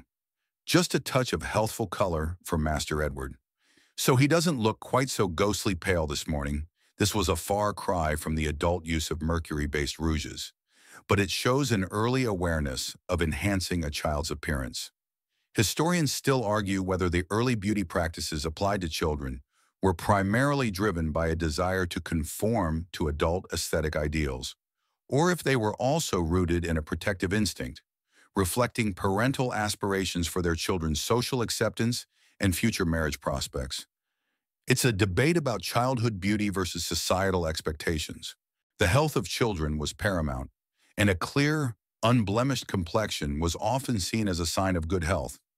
Therefore, remedies for common childhood ailments that manifested on the skin, such as rashes or minor irritations, would have been diligently applied, not just for comfort, but also for aesthetic reasons. Diet, too, would be carefully managed, following humoral theories, to ensure a child's complexion remained clear and bright. So, while childhood today is often celebrated for its natural, unadorned beauty, Elizabethan children, particularly those of noble birth, were subtly introduced to the era's beauty standards from a young age. Their early presentation was a gentle reflection of the values placed on appearance in their society. And speaking of appearance, men too had their own distinct set of beauty and grooming routines, often revolving around male grooming beards and wigs. A surprisingly elaborate world of fashion for Elizabethan gentlemen. You've just seen how even Elizabethan children were subtly introduced to the era's beauty standards. Now let's pivot from the ladies of the court and explore the equally fascinating and sometimes equally odd beauty and grooming routines for Elizabethan gentlemen. You're about to delve into male grooming beards and wigs, a surprisingly elaborate world of fashion for Elizabethan men. A mainstream historical fact is that male fashion in the Elizabethan era was incredibly ornate, and this extended to their grooming. Beards were immensely popular, but their styles varied wildly throughout the period, reflecting changing trends and personal expression. From full, luxuriant beards to neatly trimmed, pointed styles like the spade or stiletto beard, men spent considerable time shaping and maintaining their facial hair. Imagine a courtier meticulously trimming his beard to a fashionable point, using small scissors and perhaps even heated curling tongs to achieve the perfect curl. It was a clear statement of masculinity and fashion. To keep beards looking lustrous, men used beard oils, waxes, and even dyes. These products would soften the hair, give it a healthy sheen, and help hold desired shapes. For those with graying beards, dyes were used to restore color, typically black or brown. The effort involved in maintaining a fashionable beard was considerable, a daily ritual for the discerning gentleman. You can almost smell the rich, musky scent of beard oil, mixed with a hint of tobacco, as a courtier prepares for his day. Here's a quirky or fringe tidbit. Just as women used false hair, so did men. While full wigs for men became more fashionable in the later 17th century, Elizabethan men sometimes used perukes, small wigs or hairpieces to cover thinning hair, add volume to their natural locks, or achieve a fashionable curl that their own hair couldn't manage. They might even wear small, artificial mustaches or beard pieces if their natural growth was sparse. Imagine a confident courtier, his natural hairline receding, cleverly supplementing his look with a subtly integrated hairpiece, perhaps made of human hair or even silk floss, carefully dyed to match his own. You might hear a gentleman's valet, discreetly adjusting a peruke, a bit more volume on the left. "My lord, we must ensure your hairline appears as robust as your wit." Historians still argue whether the popularity of elaborate male grooming, including specific beard styles and hairpieces, was primarily a display of social status and wealth, or if it also served as a subtle form of political alignment, with certain styles being associated with specific factions or loyalties. It's a debate about fashion as personal expression versus fashion as a social code. Beyond beards and hair, men also practiced other aspects of personal grooming, albeit often more subtly than women. They would use perfumed waters, sweet bags, small bags of perfumed herbs tucked into clothing, and clean linen to maintain freshness. Some might even use a very light application of white powder, especially for formal occasions, to lighten their complexion. though never to the extreme of female ceruse. So, while modern male grooming might involve a quick shave and a splash of aftershave, Elizabethan gentlemen engaged in a far more elaborate and time-consuming ritual, transforming their facial hair and coiffures into statements of style and status. Their dedication to appearance was total, extending even to seeking medical advice for their beauty dilemmas. You've just explored the elaborate world of male grooming in Elizabethan England, where beards and hair pieces were meticulously crafted. Now, let's consider who courtiers turned to when their beauty endeavors hit a snag, or when they sought more scientific solutions for their appearance. You're about to uncover the often surprising role of court physicians as beauty consultants, prescribing treatments and concoctions that blended medicine with vanity. A mainstream historical fact is that, in the Elizabethan era, the lines between medicine, pharmacology, and cosmetics were far blurrier than they are today.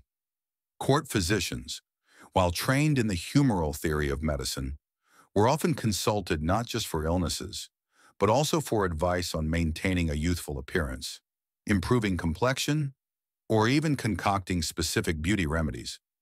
Imagine a courtier suffering from skin irritation due to lead makeup, approaching a learned physician not for a cure, but for a beautifying salve. The physician would consult ancient texts and personal experience to formulate a prescription. These physicians would concoct various lotions, potions, and plasters, often incorporating herbs, minerals, and sometimes more exotic and dangerous ingredients. Remedies for skin blemishes, wrinkles, hair loss, and even bad breath might be prescribed alongside treatments for internal ailments. Their understanding of the body, based on humors, meant that external skin problems were often seen as reflections of internal imbalances, leading to comprehensive and often ineffective treatments. You can almost smell the pungent aroma of an herbal poultice being prepared in a physician's study, a blend of medicinal and cosmetic intent. Here's a quirky or fringe tidbit. Some court physicians might even have prescribed specific diets or lifestyle changes to improve complexion, echoing the humoral theory we discussed earlier. They might advise avoiding certain hot foods believed to cause redness, or recommend specific purifying drinks. Imagine a physician earnestly telling a lady of the court, "To maintain your divine pallor, my lady, you must abstain from all red meats and strong wines. A diet of poached chicken and distilled rainwater will ensure your humors remain balanced for beauty."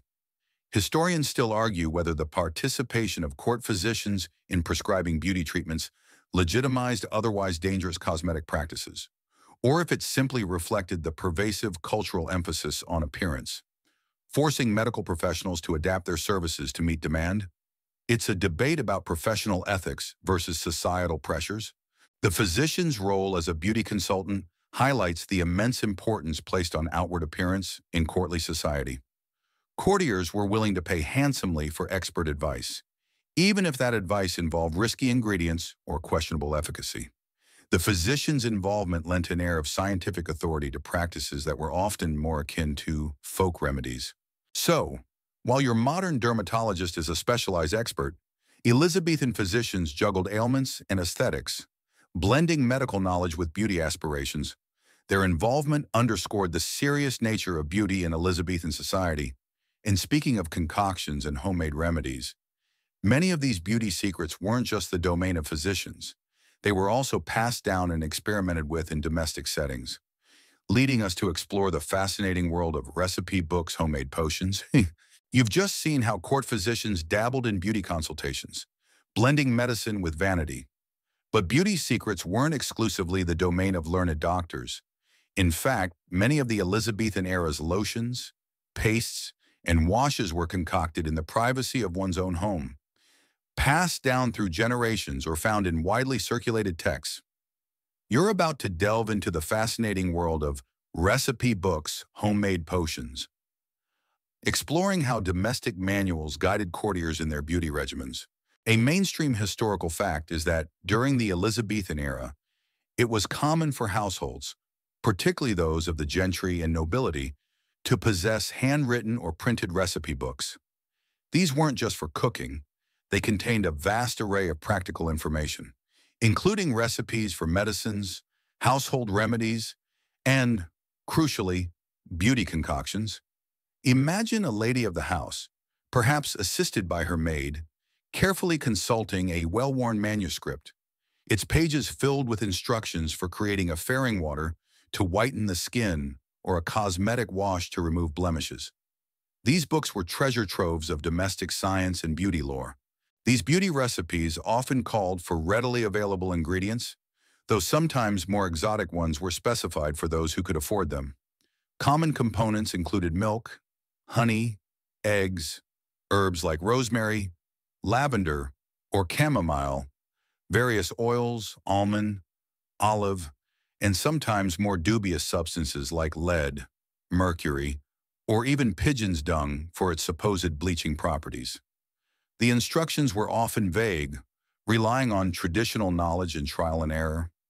You can almost smell the pungent aroma of a mixture simmering on a small brazier, a blend of herbs and who knows what, as a maid carefully stirs a homemade beauty potion. Here's a quirky or fringe tidbit. Some of these domestic beauty recipes were incredibly elaborate and time-consuming, requiring multiple steps, specific moon phases for preparation, or even prayers to be recited during the mixing process to enhance efficacy. Imagine a courtier's maid spending an entire afternoon meticulously grinding ingredients, stirring a concoction for hours, and then leaving it to steep under a full moon, believing that adherence to these rituals was as important as the ingredients themselves. You might hear a maid sighing, "The lady wishes her hair to be the color of sunset by tomorrow, but the moon is not yet full." What is a poor servant to do? Historians still argue whether the detailed and often esoteric instructions in these domestic recipe books were primarily practical guidelines for effective preparation, or if they served to enhance the mystique and perceived magical efficacy of the beauty treatments. It's a debate about ancient domestic science versus ingrained superstition. The sharing and compilation of these recipe books highlight a DIY approach to beauty that coexisted with the more formal advice from physicians. It also points to a network of knowledge exchange, where successful or seemingly successful remedies were shared among women, creating a collective body of beauty wisdom within aristocratic circles. So, while your modern beauty routine might involve off-the-shelf products from a cosmetics counter, Elizabethan courtiers were chemists in their own right, concocting homemade potions from recipe books filled with fascinating, if sometimes terrifying, ingredients. This hands-on approach to beauty reveals much about the social class and beauty divides that shaped access to these secrets, a topic we'll explore next. You've just peered into the intriguing world of Elizabethan homemade beauty potions, concocted from recipe books. Now, let's consider who had access to these secrets and the luxury of pursuing such elaborate beauty ideals. You're about to understand how the social class and beauty divides starkly separated the appearance and grooming practices of Elizabethan society. A mainstream historical fact is that Elizabethan beauty standards, particularly the coveted pale complexion, elaborate hairstyles, and intricate clothing, were direct markers of wealth and social status. Only the very wealthy elite, the nobility, gentry, and high-ranking courtiers could afford the time, money, and resources required for these extensive beauty regimens. Imagine the vast sums spent on expensive ingredients like imported perfumes, rare oils, fine linen, and gold thread for elaborate gowns. The ability to be pale signified you didn't work outdoors. Elaborate hairstyles required leisure and servants to create, and perfumes masked body odor in a world where constant washing was not feasible. For the vast majority of the population, the working classes, laborers, and country folk, such beauty practices were simply unattainable and often irrelevant. Their complexions would be tanned from outdoor labor, their hair simple and practical, and their clothing functional rather than decorative. Their hygiene would focus on basic cleanliness, far removed from the courtier's perfumed world. The visual contrast between a pale, elaborately dressed courtier and a ruddy-faced, simply clad peasant would have been immediate and undeniable, a clear testament to their differing social positions. Here's a quirky or fringe tidbit. While the wealthy indulged in toxic lead makeup, Some poorer individuals, perhaps trying to emulate the elite, might have resorted to very crude and dangerous homemade whitening methods, such as applying flour or chalk, which offered a temporary, less effective pallor, or using even harsher, more desperate bleaching agents with devastating long-term effects. Imagine a chambermaid dreaming of courtly elegance, furtively dusting her face with a stolen pinch of flour, hoping to achieve a semblance of aristocratic paleness, but only managing a dusty, ephemeral look. Ah, if only I could afford proper ceruse. This flour just makes me look like a baker's apprentice. Historians still argue whether the extreme visual differentiation in beauty standards between social classes was a natural outcome of economic disparity, or if it was also a deliberate strategy by the elite to reinforce and visually police social hierarchies, making it impossible for lower classes to convincingly pass as nobility. It's a debate about the organic development of fashion versus its use as a tool of social control. Access to court physicians, expensive imported ingredients, skilled wig makers, and countless yards of fine textiles for clothing and adornments further cemented these beauty divides. A courtier's beauty routine was not just a personal indulgence. It was a performance of their status, a visible manifestation of their position in the social hierarchy. So, while modern beauty standards are often marketed as universally accessible, though often still requiring significant financial investment, Elizabethan beauty was a stark reflection of class. The ability to be beautiful in the Elizabethan sense was a privilege, almost as much as owning land or holding a title. And for those privileged few, maintaining these elaborate beauty regimens wasn't confined to their lavish homes. It had to continue even on the road. You've just seen how starkly social class dictated beauty in Elizabethan England, making elaborate regimens a privilege of the elite. Now, imagine you're one of those privileged courtiers with your carefully cerused face, elaborate wig, and delicate hands. How do you maintain this demanding aesthetic when you're not in the comfort of your own lavish home? You're about to explore travel and beauty on-the-go regimens, and the ingenious, if somewhat cumbersome, ways courtiers manage their appearance while traveling. A mainstream historical fact is that travel in Elizabethan England was a far cry from modern journeys. Roads were often muddy and rough, conveyances, bumpy carriages or horseback, and accommodations outside of major cities could be basic. Despite these challenges, courtiers were frequently on the move, accompanying the Queen on progresses, visiting country estates, or journeying to London. Maintaining their elaborate beauty standards was a logistical challenge, requiring careful planning and the assistance of a retinue of servants. Imagine trying to keep your white lead makeup from cracking and flaking, or your elaborate wig intact during a jarring carriage ride over a cobbled road. It was a true test of dedication. Courtiers would travel with special boxes and trunks containing their essential beauty supplies, pots of ceruse and vermilion, vials of perfume, various powders, combs, brushes, and perhaps even small mirrors often made of polished metal or glass backed with tin foil. Clean linen shifts would be packed in abundance, as changing undergarments was a primary form of cleanliness on the road. You can almost hear the jostling of pots and bottles in a leather trunk, the subtle scent of spilled perfume mingling with the dust of the road. Here's a quirky or fringe tidbit. To protect their elaborate hairstyles and wigs, especially from dust and rain during travel, courtiers might wear large, protective hoods or scarves over their heads. Upon arrival at their destination, a maid would immediately attend to their mistress's hair, brushing out dust, recurling stray locks, and perhaps even reapplying a fresh layer of scented powder. Imagine arriving at a country estate, your face covered in a protective mask of cloth, and immediately demanding your maid to resurrect your coiffure before you even considered a meal. Quick. Agnes, my hair is simply undone. Lord so-and-so will think I've been wrestling bears.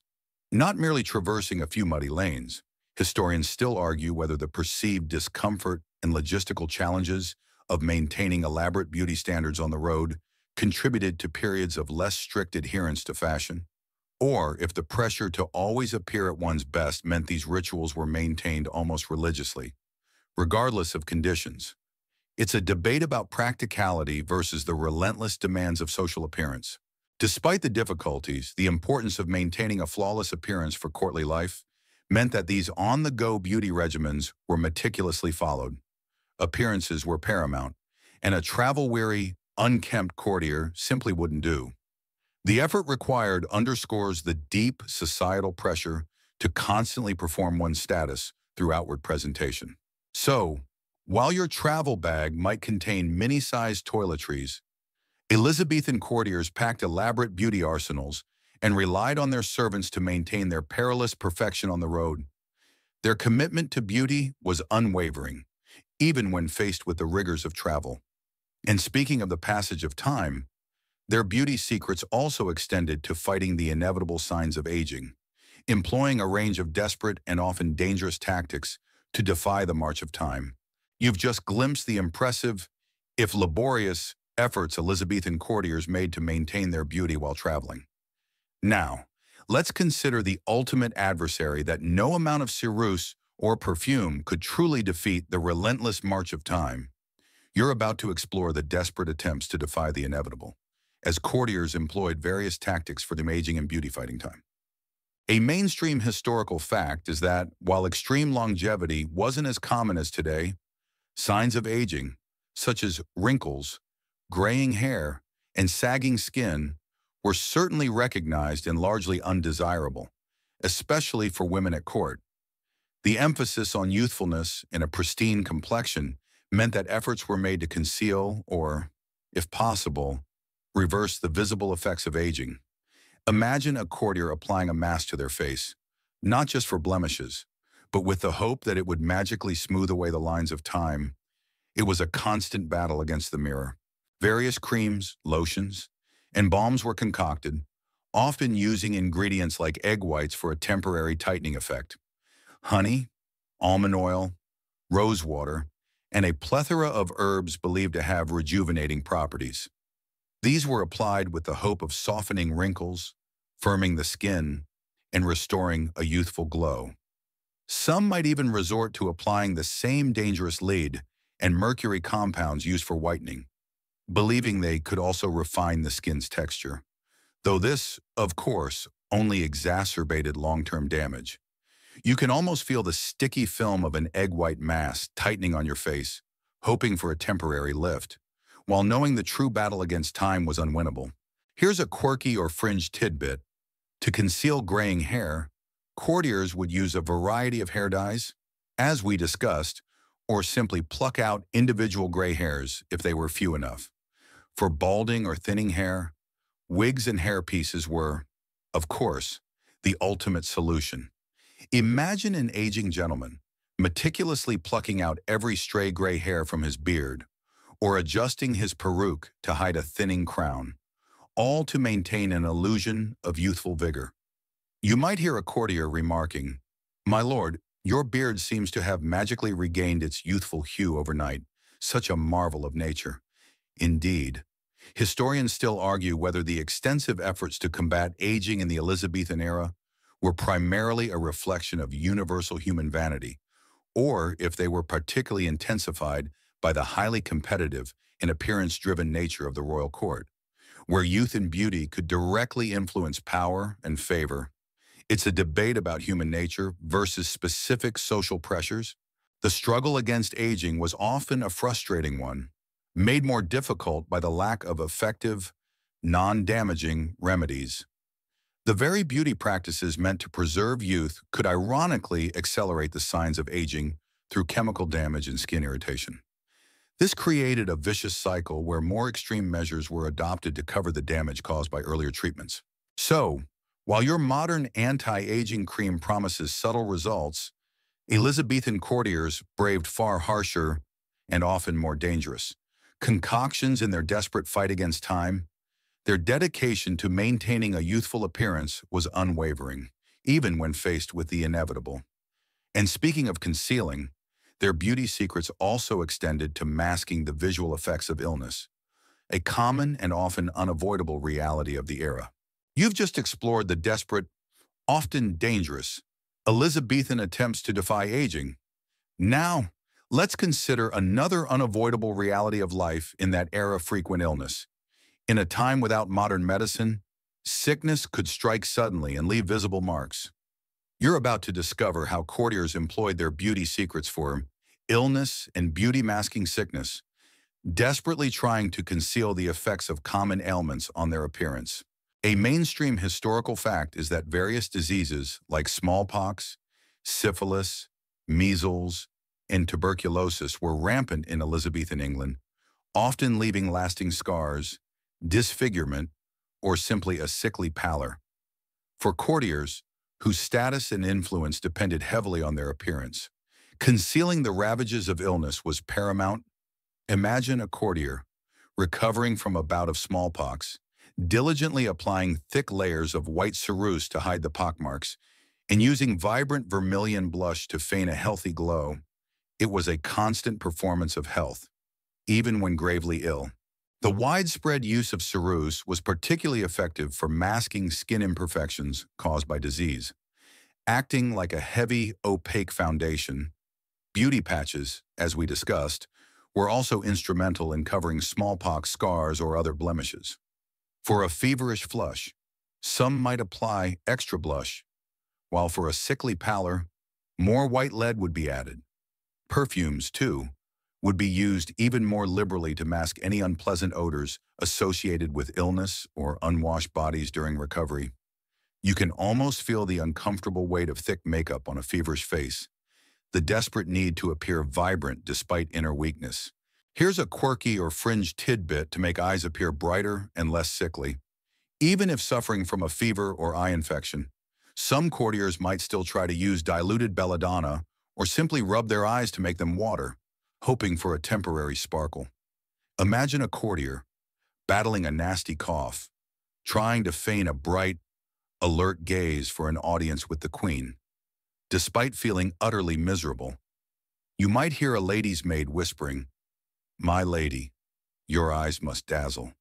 Even if your cough rattles the very rafters, a quick drop of clarifying fluid will do the trick. Historians still argue whether the extreme emphasis on masking the signs of illness was primarily a social pressure to avoid appearing weak or unseemly at court, or if it also stemmed from a belief that a healthy appearance could somehow influence the perception of actual health, both by others and perhaps even by the individual themselves. It's a debate about social performance versus psychological coping. The constant need to appear well, even when suffering, underscores the intense pressure of courtly life and the ruthless nature of social judgment. A visibly ill courtier might lose favor, opportunities, or even be perceived as a liability. Therefore, their beauty routines became a crucial tool for survival and advancement in a cutthroat environment. So, while your modern approach to illness might involve staying home and resting, Elizabethan courtiers braved their ailments with a full face of makeup, meticulously concealing their suffering for the sake of appearances. Their dedication to beauty extended even beyond life, into the grim, yet fascinating realm of post-mortem beauty for funerals. You've just seen how Elizabethan courtiers battled illness with cosmetic camouflage, maintaining their polished appearance even in the face of suffering. Now, let's consider the ultimate, final act of presentation, one that truly underscores the era's obsession with appearances: post-mortem beauty. The practices applied to the deceased for funerals. Even in death, the Elizabethan ideal of beauty held sway.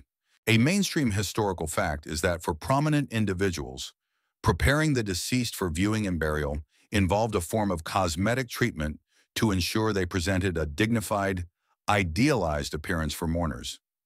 This wasn't mummification like the Egyptians, but a meticulous effort to make the departed look as lifelike and beautiful as possible, or at least to conceal the ravages of death and decay.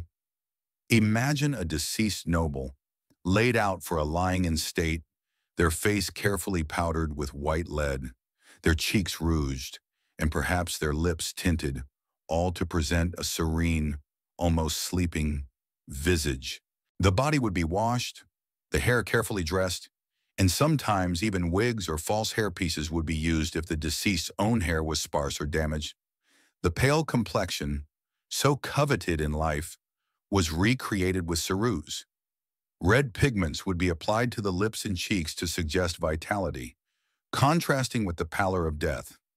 The aim was to offer a comforting image to the grieving family and to reflect the deceased's status in life. You can almost feel the chilling stillness of a deceased face, meticulously prepared, looking unnervingly lifelike under the soft candlelight of a funeral chamber. Here's a quirky or fringe tidbit. To prevent the decomposition of the body, which was often on display for several days, especially for prominent figures. Rudimentary embalming techniques might be employed, involving the use of spices, aromatic herbs, or even alcohol to temporarily preserve the body and mask any odors. Imagine the undertakers, bustling about with sweet-smelling herbs and potent spirits, trying to ensure the deceased remained presentable for the duration of the mourning period. More rosemary, Master Undertaker. We simply cannot have Lord Reginald smelling anything less than divine for his final farewell. Historians still argue whether the elaborate post-mortem cosmetic practices were primarily for the comfort and psychological solace of the grieving family, or if they were also a final, grand display of the deceased's social status and wealth, a last statement of their place in the hierarchy. It's a debate about mourning ritual versus performative status. The clothing of the deceased was also carefully chosen and often elaborate, reflecting their rank and wealth, further contributing to the overall dignified presentation. The deceased, in essence, underwent one final, ultimate beauty ritual to ensure their last appearance was as perfect as their lifelong pursuit of beauty. So, while modern funerary practices focus on natural presentation, Elizabethan courtiers ensured their beauty standards followed them even into the grave, a testament to the era's relentless obsession with appearance. This final act of cosmetic preparation truly encapsulates the sturdy, enduring legacy and oddities of Elizabethan beauty, which we'll now recap as we drift towards slumber. You've just glimpsed the astonishing final act of Elizabethan beauty, meticulously preparing the deceased for a dignified and cosmetically enhanced farewell. Now, as our journey through this era of roughs and lead-based makeup gently concludes, let's bring it all together, reflecting on the truly enduring legacy and oddities recap of Elizabethan beauty.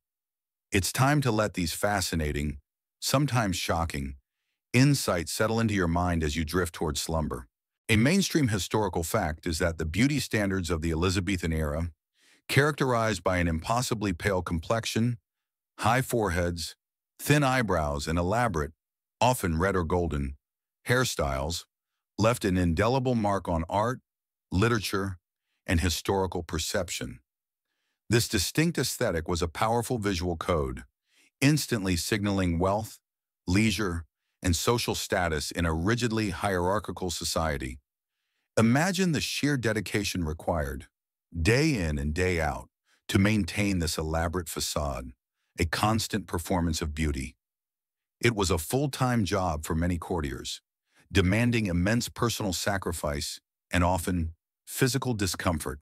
Recall the dangers we explored: the insidious poisoning from white lead ceruse, slowly eroding health while outwardly bestowing an ethereal pallor, the use of mercury for blemish removal or belladonna for sparkling eyes, risking blindness or severe skin damage, all for a fleeting aesthetic. These weren't just oddities, they were desperate measures taken in a world without modern chemistry or dermatology, driven by powerful social pressures. You can almost feel the faint, unsettling ghost of lead paint lingering in the air, a silent testament to their unwavering commitment. Here's a quirky or fringe tidbit to round out our journey. The constant pursuit of an idealized, almost artificial beauty meant that true, natural aging or the effects of illness were fiercely fought or painstakingly concealed. Courtiers became masters of illusion, using patches, wigs, and thick makeup to present a flawless front, even when suffering from disease or the inevitable march of time. Imagine a courtier, in the privacy of their chamber, revealing the true scarred face beneath the layers, only to meticulously rebuild the perfect mask each morning. This dedication to outward appearance, almost to the point of self-deception, highlights the extreme social performance required at court. Historians still argue whether the most enduring legacy of Elizabethan beauty is its stark visual impact in art and fashion, or the poignant, often tragic story it tells about the human cost of conformity to extreme beauty standards. It's a debate about aesthetics versus the hidden realities of human experience. Ultimately, the oddest beauty secrets of Elizabethan courtiers aren't just historical curiosities.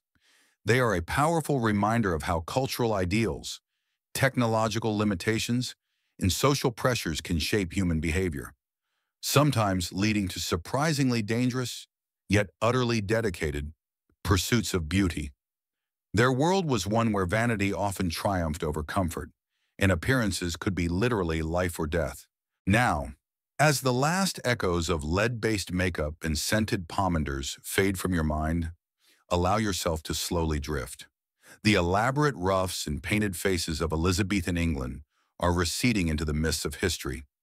Feel the comforting presence of your bed, the gentle lull of the fan, a stark and wonderful contrast to the nightly routines we've explored. There are no more dangerous concoctions to worry about, no more elaborate wigs to itch, just the quiet promise of peaceful rest. Allow your eyelids to grow heavy, your breathing to deepen, and your mind to quiet itself. All is calm, all is still. Just breathe, let go, and allow yourself to drift into the deepest, most comforting sleep. Sweet dreams.